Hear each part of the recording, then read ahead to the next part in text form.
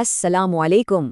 آج کے زبردست ایکسپلینر میں ہم ایک ایسی دلچسپ دنیا میں قدم رکھنے والے ہیں جہاں جدید ٹیکنالوجی اور ہماری روایتی اسلامی تحقیق بالکل ایک ساتھ قدم ملا کر چلتے ہیں۔ خاص طور پر اگر آپ ایک استاد ہیں یا کسی مدرسے سے وابستہ ہیں تو یہ پیشکش بالکل آپ ہی کے لیے ہے۔ ہم دیکھیں گے کہ کیسے آج کے دور کا نیا علم ہمارے استادوں اور عالموں کے لیے خطرہ نہیں بلکہ ایک بہترین ہتھیار بن سکتا ہے۔ تو چلیے سیدھا اس موضوع کی گہرائی میں چلتے ہیں۔ ان سورسز نے شروع میں ہی ایک بڑا اہم سوال اٹھایا ہے۔ ذرا سوچئے، اگر 1000 سال پیچھے جائیں تو پوری دنیا ہمارے عالموں سے سیکھنے آتی تھی، ہے نا؟ بغداد علمی روشنی کا مرکز تھا۔ تو آخر وہاں سے یہاں تک آتے آتے کیا بدل گیا؟ ایسا کیا ہوا کہ دنیا آگے نکل گئی اور ہمارے روایتی تعلیمی اداروں نے نئے علوم سے فائدہ اٹھانا کم کر دیا؟ پہلا حصہ ہے علم کی گمشدہ میراث، جب عالموں نے دنیا کی قیادت کی۔ اور یہ بات بالکل واضح ہے کہ ہمارے اسلاف نے دین اور دنیا دونوں علوم میں مہارت حاصل کی تھی۔ بیت الحکمہ کی مثال لے لیجئے، جہاں دنیا بھر کے ترجمے ہوتے تھے۔ ابن سینا کی میڈیکل کی کتابیں صدیوں تک یورپ کی یونیورسٹیز میں پڑھائی جاتی رہیں، اور الخوارزمی کا الجبرا، یقین مانیے اسی الجبرا پر آج کے ہمارے جدید کمپیوٹرز اور اے آئی چل رہے ہیں۔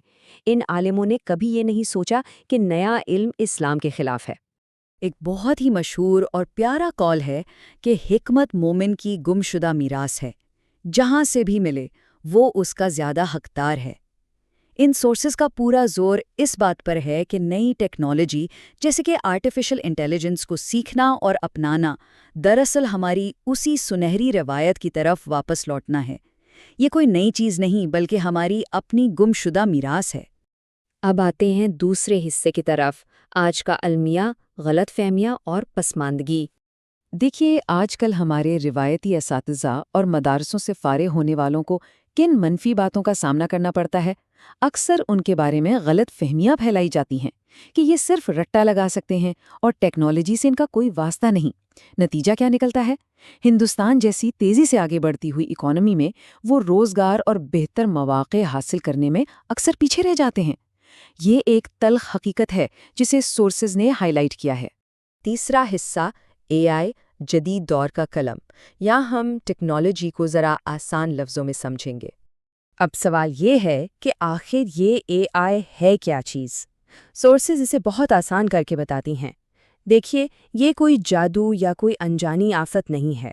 اے آئی بس ایک نہایت تیز، کبھی نہ تھکنے والا ڈیجیٹل اسسٹنٹ ہے۔ ایک ایسا اسسٹنٹ جو بنا کوئی شکایت کیے صرف 1 سیکنڈ میں ہزاروں کتابیں چھان کر آپ کے مشکل ترین سوال کا جواب نکال لاتا ہے۔ اور یہاں ان سورسز کی سب سے بہترین مثال سامنے آتی ہے۔ انہوں نے اے آئی کو بالکل ایک قلم سے تشبیہ دی ہے۔ دیکھیے، قلم خود میں نہ تو حلال ہوتا ہے اور نہ ہی حرام۔ آپ اس قلم سے کیا لکھتے ہیں، قیمت اس بات کی ہوتی ہے۔ اے آئی کے ساتھ بھی بالکل یہی معاملہ ہے۔ یہ آپ کے مقصد اور نیت پر ڈیپینڈ کرتا ہے کہ آپ اسے کس نیک کام کے لیے استعمال کرتے ہیں۔ تو بنیادی نقطہ کیا ہے؟ اگر ماضی پر نظر ڈالیں تو جب بھی کوئی نئی ٹیکنالوجی آئی جیسے کیلکولیٹرز، موبائل فونز یا یوٹیوب، تو شروع میں اکثر ان کی مخالفت کی گئی اور انہیں فتنہ سمجھا گیا۔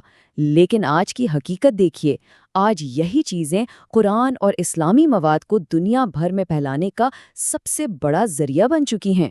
تو پھر اے آئی کو مجبوری میں 10 سال بعد اپنانے سے بہتر نہیں کہ ہم اسے آج ہی پہلے قدم پر اپنا لیں؟ چوتھا حصہ، استاد کا نیا اسسٹنٹ، جو اہم کاموں کے لیے آپ کا وقت بچائے گا۔ اب اس کو ایک عملی مثال سے سمجھتے ہیں۔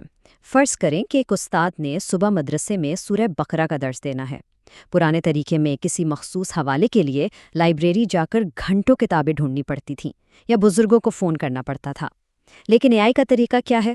آپ نے اپنے ڈیجیٹل اسسٹنٹ سے پوچھا اور صرف 10 سیکنڈ میں تفسیر ابن کثیر کا مکمل حوالے کے ساتھ جواب آپ کے اسکرین پر ہے نا کمال؟ اب یہاں ایک اہم بات واضح کرنی ضروری ہے۔ کچھ لوگ سوچتے ہیں کہ اے آئی استاد کی جگہ لے لے گا۔ ایسا بالکل نہیں ہے۔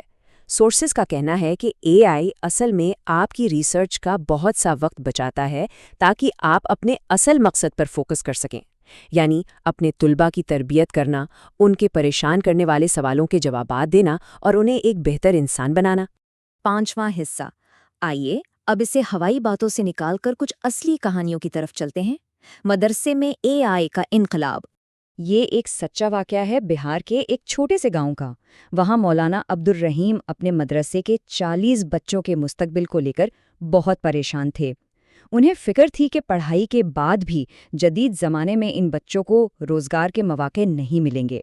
اور سچ پوچھئے تو یہ ایک ایسی فکر ہے جو آج کل ہر مخلص استاد محسوس کرتا ہے۔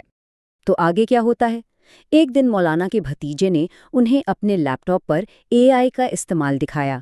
اس نے AI کو کمانڈ دی اور چند سیکنڈز میں سورہ فاتحہ کا ایک بہترین لیسن پلان بن کر سامنے آ گیا۔ مولانا اتنے متاثر ہوئے کہ انہوں نے لگاتار 6 مہینے لگا کر AI سیکھا۔ اس محنت کا نتیجہ یہ نکلا کہ ان کے دیہاتی طلباء کو آج وہ زبردست تعلیمی مواد مل رہا ہے جو بڑے شہروں کے جدید سکولز میں پڑھایا جاتا ہے۔ چھٹا حصہ، معاشرے کی عزت نفس کی بحالی، خود انحصاری سے کامیابی۔ ان سب باتوں کو سمجھانے کے لیے اس تحریر میں ایک خوبصورت تاریخی مثال بھی دی گئی ہے۔ جب حضرت عبدالرحمن بن عوف رضی اللہ عنہ ہجرت کر کے مدینہ آئے تو بالکل خالی ہاتھ تھے، لیکن انہوں نے کوئی عالیشان مدد یا خیرات لینے سے انکار کر دیا۔ انہوں نے بس اتنا پوچھا، بازار کا راستہ کہاں ہے؟ انہوں نے کسی چیز کا شکوہ نہیں کیا، بس اپنی محنت کی اور اعلیٰ ترین کامیابی حاصل کی۔ سوچ نے کیا ہی زبردست کنیکشن جوڑا ہے۔ وہ کہتی ہیں کہ آج کے اس ٹیکنالوجی کے دور میں AI پر عبور حاصل کرنا دراصل وہی اپنا بازار کا راستہ تلاش کرنا ہے۔ زمانے سے ناراض ہونے کے بجائے جب ہمارے اساتذہ AI سیکھ کر اپنی اعلیٰ تعلیم آن لائن پوری دنیا تک پہنچائیں گے تو وہ تنقید کرنے والوں کی باتوں کو خود بخود ہمیشہ کے لیے غلط ثابت کر دیں گے۔ ہماری عزت ہمارے اپنے ہاتھ میں ہے۔ 7واں حصہ، ڈیزائن انڈیا کی پہل، آگے بڑھنے کا ایک مفت راستہ۔ تو اب سوال یہ ہے کہ شروعات کہاں سے کریں؟ دیکھیے، یہاں ایک بہت ہی شاندار کورس کا ذکر ہے جو خاص طور پر اساتذہ اور عالموں کی ضرورتوں کو سامنے رکھ کر بنایا گیا ہے۔ یہ مکمل اردو میں ہے۔ اس کا فوکس صرف درس کی تیاری جیسے قرآن، حدیث اور فقہ پر ہے۔ اس میں ChatGPT کے بنیادی طریقے سکھائے جائیں گے۔